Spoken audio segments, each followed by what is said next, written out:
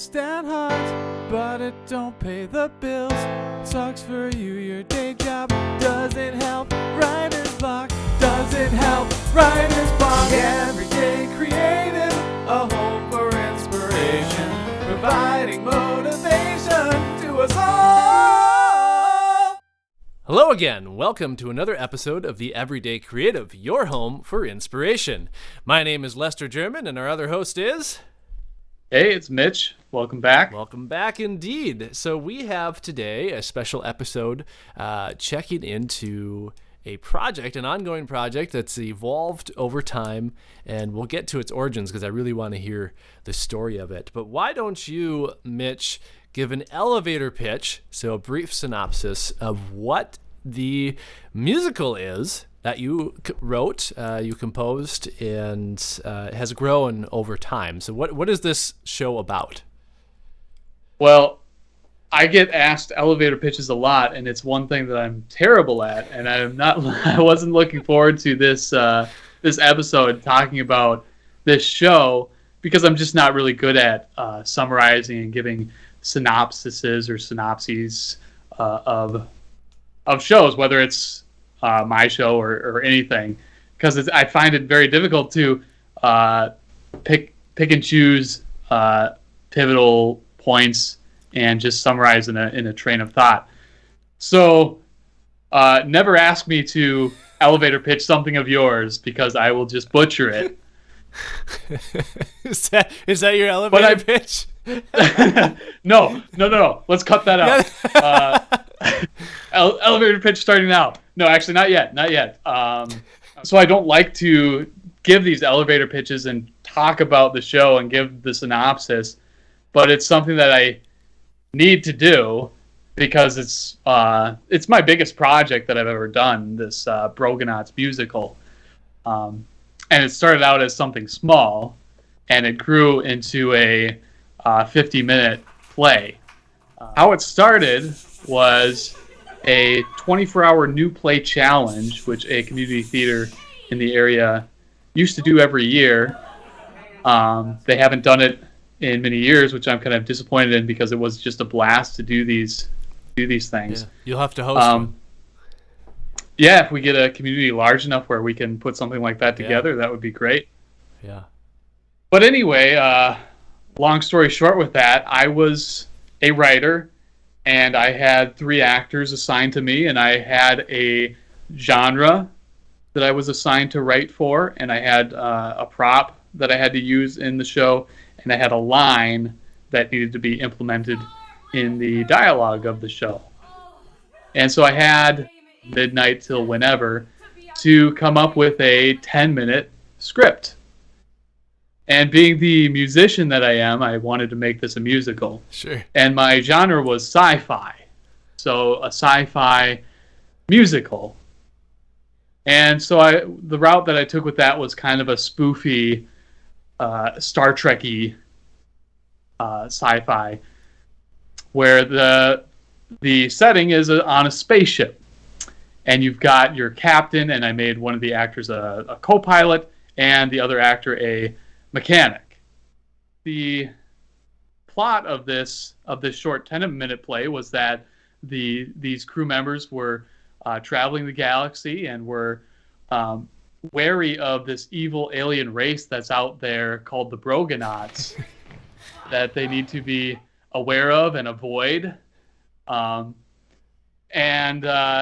then there's also this internal struggle on the ship of this captain being kind of dysfunctional in her role and kind of domineering and not all that bright, and the co-pilot being aspiring and wanting to, do things a different way than the captain. So then there's this struggle of, or a power struggle of who manages things on this ship. And so then what happens is this mechanic on the ship happens to actually be a Brogonaut, and I found humor in that because he was just like an average Joe guy, and during this play they're talking about these Brogonauts who are an alien race, so you expect maybe some big-headed goofy-looking aliens, and it's just this football head, just this surfer dude in a tank top. And so then he ends up being a Brogonaut and tries to take over the ship. And then the threat is neutralized thanks to the co-pilot on the ship. And as a reward, the captain promotes this co-pilot to captain, which is kind of humorous because that's her position, and so she just was demoted by herself. Sure. So that was this short play. There were 3 songs in it originally, and so it was written, and then the next day, starting in the morning, the director and the actors blocked it and rehearsed it and had it ready to go at 7 p.m. that next night. So within that 24-hour time frame, we had this production. Sure. Now, out of curiosity, did the actors have the lines memorized by that point? Or they use it? Yes. That's cool. Yes, my actors were very good. Now, this wasn't actually the first 24-hour play challenge that I did. I did one the year prior, and I was actually an actor in it. Oh. And I did not remember my lines. That would be my mistakes in my band days. I couldn't tell you how many times I forgot my own lyrics that I wrote to my own songs, and just like, I'm just skipping over that part of the verse. Well, it's usually not an issue for me. I've done a lot of acting, but with this style of doing the play in 24 hours, you're rehearsing for a much longer period of time. Without you have some breaks, but you're there for like the whole day to do this. And so I had my lines memorized at a certain point, but as the day went on and I got more and more tired, I started to forget those lines really close to showtime, and I was getting pretty nervous that I was not going to remember these lines. Cramming and then for a test the day before, or the right. day of, really. And sure enough, showtime, we're out on stage. I completely blanked out, and I had to improvise, and I felt really bad. I felt really bad for not just the actors but the writer, because it was the one chance to have the show. It's one show and then you're done, and I kind of messed it up for him. So I felt bad. But next year I came back as a writer, came back strong, and I actually did it the next year after that with another musical, a Western, which maybe we'll talk about another time. So so we had that one show of it, and then it was done, and I was really proud of it. I mean, it was a success in my opinion, and I had an idea to continue on the story. I had an idea of what could happen next. It was kind of open-ended at that point. I had also known about this thing called the Minnesota Fringe Festival, where people people produce their own plays.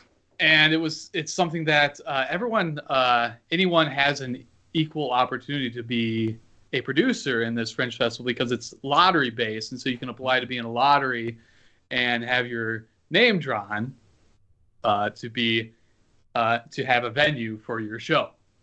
And so I had applied. It must have been in 2017. I applied for the lottery and I was not selected. Okay.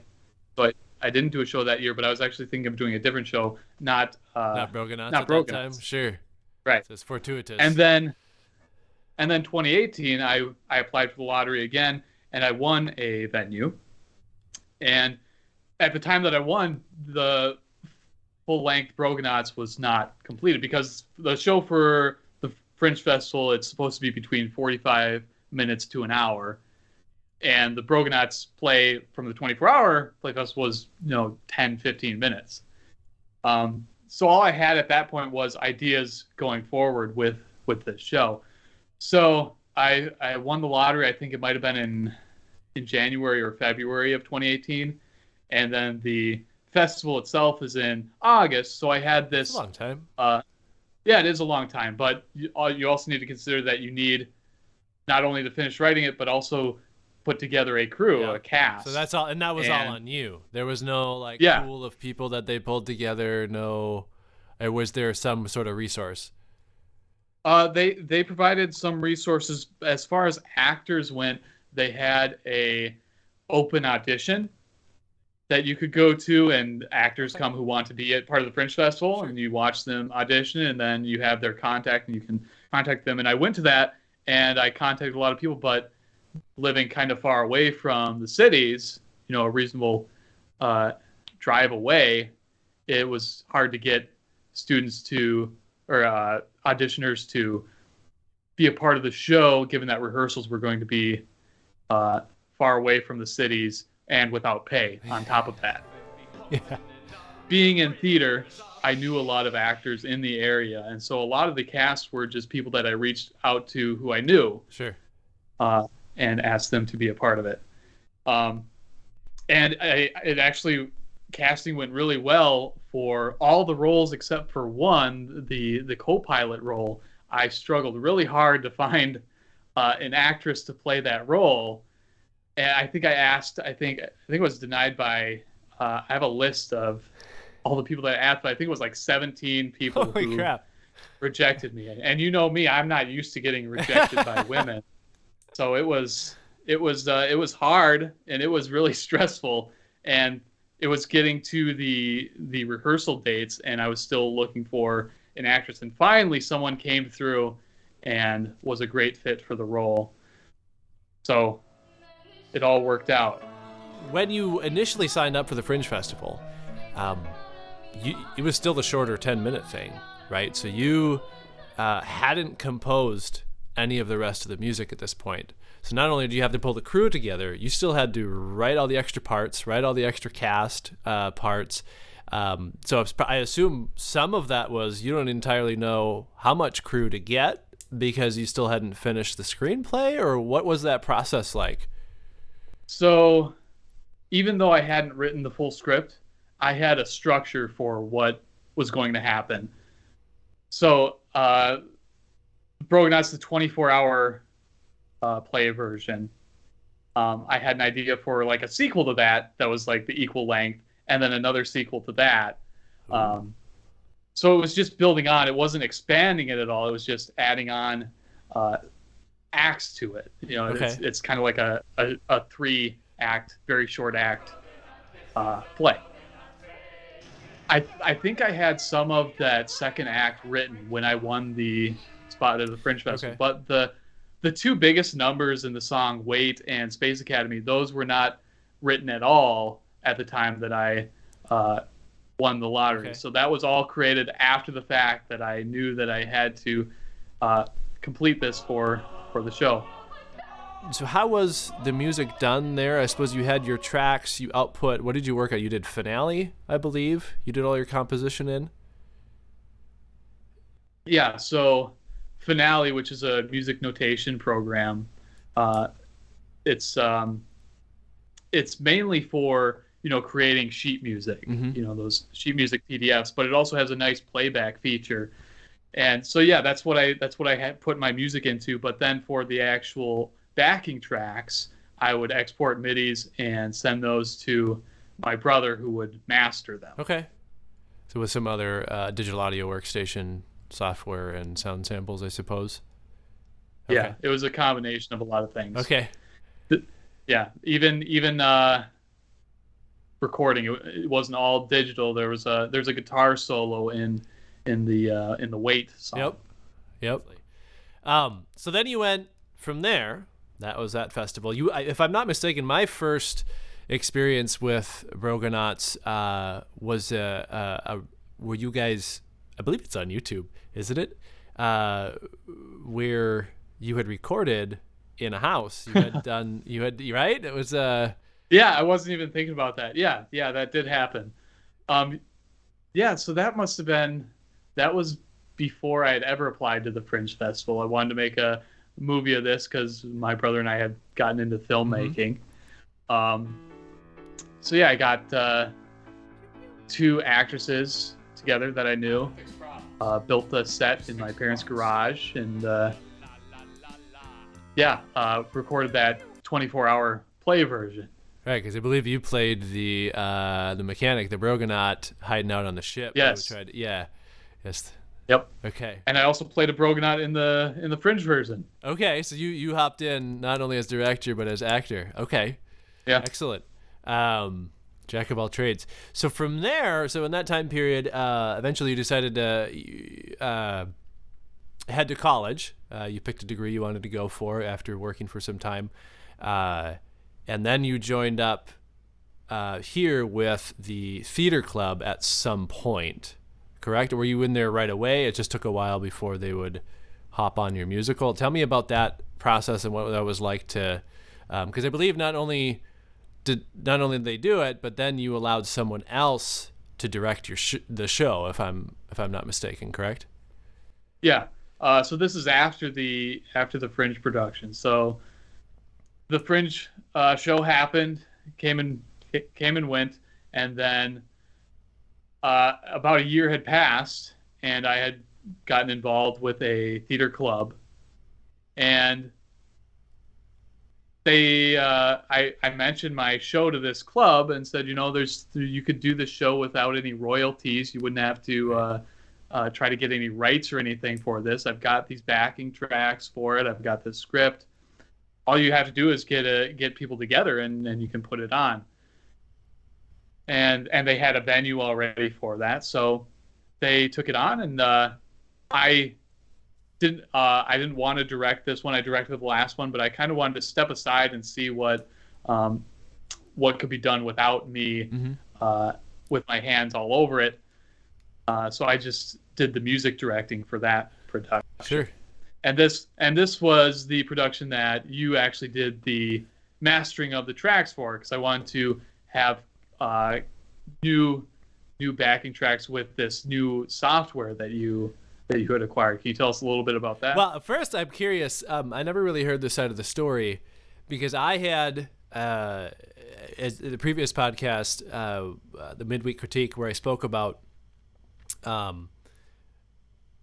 developing the skills of orchestral and orchestration and writing, mostly digital on the computer, and to wrap into my hobby of the fantasy novels I'm writing, and how it all wraps into these board game designs and writing theme songs for each. And so that was my goal as my family life developed and changed, and it required a slightly quieter hobby, something that wasn't pounding on guitar and piano all of the time. So I sold a bunch of my band day microphones, music equipment, my really nice guitar amp that was just sitting, wasting away. I wasn't using it much. And at this point, I got all of this, and I was just, I'm not sure what I'm going to write for myself, and I need practice at this. I need to learn, I need something tangible to work towards, something that outside of myself, right, to get myself to work on this rather than just muddling through here and there and occasionally and not really learning it. So I started reaching out to people. You were one of several, actually. The other two were like, hey, that's cool. If I ever need anything, I'll let you know. But you actually responded where I said, hey, if you have any projects, it doesn't need to be anything big, just any songs you'd like me to try orchestrating. I'd love to start by working with something that someone's already composed, right? Some MIDI tracks or whatever that they wanted to turn into a full orchestra or pit crew, in your case, a pit crew. But, I mentioned to the cast that, hey, these are new tracks that my friend is producing for us, and then you came to that performance of it, and I was like, oh, he's in the audience tonight. Let's do a great job out there. That was a blast. It was fun. Yeah, they were all very appreciative of that. Yeah, that was cool. I was kind of a little surreal, right? Because I had the interaction back and forth with you, but I had zero interaction with any of them because it just didn't necessitate it, right? Because you were obviously doing music direction, and so when I got there, it was kind of, I had this, it wasn't like a huge ordeal. There probably, I don't know how many people were in the crowd, 50 to 100 or something at the show I went to. I don't remember. But everyone had a blast. It was entertaining. It was fun. But it was a little weird having a bunch of people like, oh, you did, I'm like, I didn't compose it. They're like, yeah, you mastered it. That was so cool. So it was kind of, I felt like a celebrity a little bit. So I guess, like, what was your first thought when I messaged you? What was... Well, I was skeptical. Sure. Because, it's a big project. It's a lot of music. But you really came through, and a lot of the music or the tracks that you sent back to me were better than I even knew they were. I felt like an even better composer after listening to them. So for reference, anyone listening, what was sent to me was generally a piano, most songs, and then you'd have different things in each sprinkled out. But most songs, the basis was a piano track, a drum track, often a bass line, and that was, I'm trying to remember now, it's been a while for me too, but those are the instruments in just about every song. And then from there, that's generally what I do. Synthesizer sounds, maybe that your brother did. There was another song you had, like you said, you had a guitar solo. You had so you'd send me the MIDI tracks that you had created in Finale, and then what I asked you was, okay, what do you want in your pit crew? So I had to build the digital pit crew and make a template with all of the instruments that he wanted. I used solo samples of each for my virtual instruments, and that was, how many instruments were in there? It was, I don't think you did double bass. I think you just did violin, viola, cello. You did a woodwind section, brass, the whole shebang. Occasionally I threw in some synthesizers where necessary, because remember, it's a sci-fi musical. Right. That was fun. That was fun to play with. It was interesting overcoming some challenges where I would send something to you and you'd send some back. Hey, can you make this instrument or can you make it something, do like more of a slide? Because you had in the originals doing this like synthesizer slide noise. I'm like, I don't think my slides are, I don't know why it's so difficult to do slides in any program that I've come across. Finale, for some reason, their playback does it great. Finale does it great, and it's not even like a sound mastering program. And I don't know why these other programs like Studio One, there's just no feature. It's not to the digital slide. audio workstation that's the problem. It's the virtual instrument. So a lot of them are sound samples. So if they didn't sample a slide, they don't have a slide. And if they were to add it in retroactively, it would sound completely incongruent to the. It would be artificially created. Excuse me, and it might sound okay, but it's not going to sound authentic like the rest of the library. And furthermore, they generally try to make you pay more for extra features like that, even if they did have them. But it seems like something that's so common in music, or that, is, a common attribute of instruments, like stringed instruments like violin. A slide is very, very common to do. You'd think that would. Trombone. You'd think that this would be a feature that's very common, but it's actually very difficult to do. Even my brother had difficulty with trying to figure out how to create a slide with an instrument. If anyone knows either instrumentation software, so virtual instruments, or prefer digital audio workstations that work better for this, but I believe it's going to come down to the virtual instrument. If there's any virtual instruments out there right now, I use primarily Spitfire audio. There's symphonic packs, there's strings packs, and I use some complete products, and none of them that I've found anyway have any way to do slides on violin. Maybe if I open up like the cheap synthesizer that comes with it that has a whole bunch of different sound packs, maybe that would be in there. You eventually did get it though. You got that slide in there. I don't know that I did I did something. It was like a siren that you did or something. Oh, did I use? I must have been a synthesizer that I mixed. We'll have to play that audio clip right here. Maybe.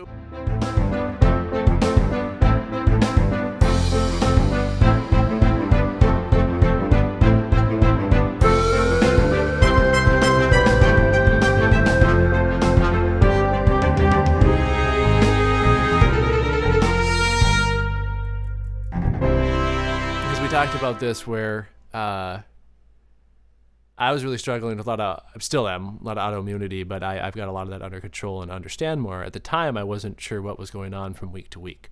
So you'd send me something, I probably wouldn't respond for a couple of days, and then all of a sudden I'd respond and be working on stuff. And had you not been, hey, how's it going, and driving me, I imagine I would have ducked out sooner than that. Like you said, you were skeptical, and probably for good reason, but you've always been a good motivator for me, and always a good partner in crime, so to speak. So what was it like? Because I know there was a point where we were getting closer to showtime, and there was probably a few songs still left to go. What was that feeling like? Well, it was nice to always have something to fall back on. If you didn't come through with the tracks, I don't know if you knew this or not, but I had those prior tracks. You probably knew that. Maybe I shouldn't have told you that. They would have, but it all worked out in the end. You came through. But yeah, I'm trying to remember what tracks were the last to be completed. I think I went in chronological order of the musical order, didn't I? Or did I jump around? I'm guessing you probably jumped around because I thought you would maybe take the easier one first. I don't know. I don't remember. I remember the Wrath of Mr. Gunn. You had a lot of. There was a lot of back and forth with that one, so that might have been the last one that you completed. Sure. But yeah, I think I remember being pretty close to dress rehearsal that we had all those tracks ready to go.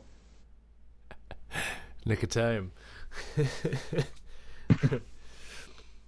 Well, I'm kind of out of questions. I'm wondering, is there anything next for Brogonauts? Is there any plans you have for the future?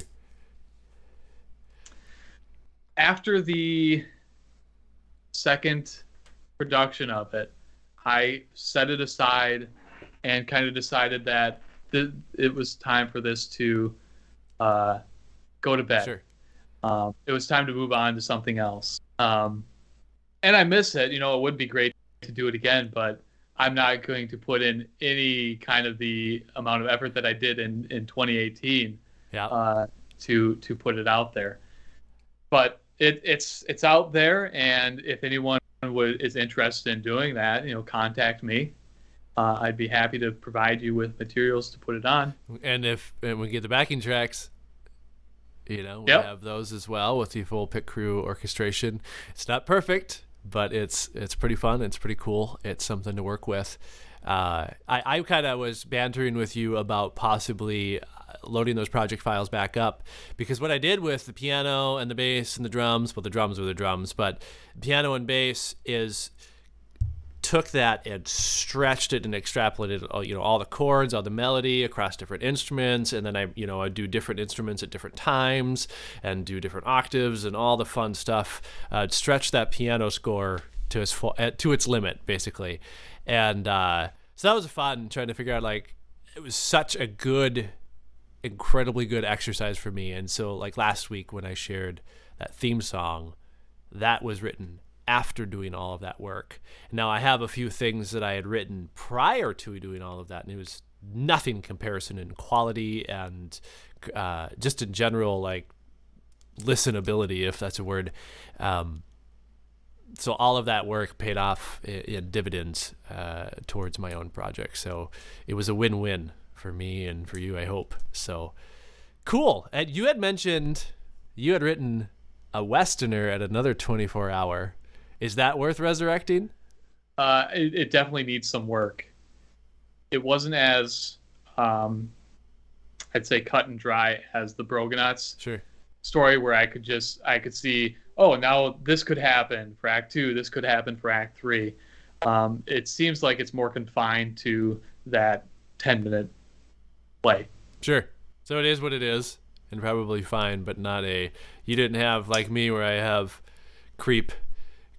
feature creep whenever I come up with an idea. Oh, we could do this, we could do this, we could do this. It's kind of like trying to, we start a podcast. I'm like, oh, we could do this, and we could do 5 shows a week. And so it's, bring it down, Lester. So, cool. Any other final thoughts? Nope.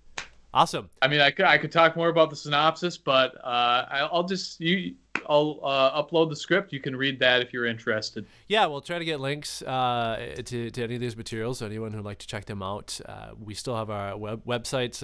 It's going to be a work in progress. We've got the Facebook page. We've got the Twitter page. And anyway, until next time, this is the Everyday Kreative Podcast, your home for inspiration. I bid thee adieu. Like and subscribe to find out what it takes for everyday people like you to find your creative genius.